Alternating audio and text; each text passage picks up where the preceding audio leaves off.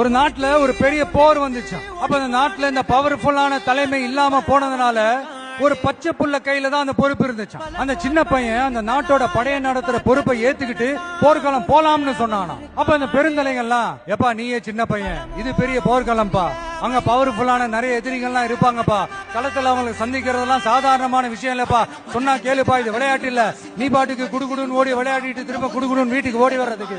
போர்னா படையை நடத்தணும், அதை விட முக்கியம் அத்தனை எதிரிகளையும் சமாளிச்சு போர்ல தாக்கு பிடிக்கணும், அதுக்கு மேல முக்கியம் அந்த போர்ல ஜெயிக்கணும். உனக்கு யாரோ கூட்டோ துணையோ இல்லாம நீ எப்படிப்பா அந்த போரை நடத்துவ, எப்படி ஜெயிப்ப அப்படின்னு எல்லா பெருந்தலைகளையும் கேட்டப்போ எந்த பதிலும் சொல்லாம போருக்கு தனியா தன் படையோட போன அந்த பாண்டிய வம்சத்தை சேர்ந்த அந்த பையன் என்ன செஞ்சான்னு சங்க இலக்கியத்துல ரொம்ப நல்லா தெளிவா சொல்லியிருக்காங்க. படிக்காதவங்க படிச்சு தெரிஞ்சுக்கங்க, இல்லனா படிச்சவங்க கிட்ட கேட்டு தெரிஞ்சுக்கங்க.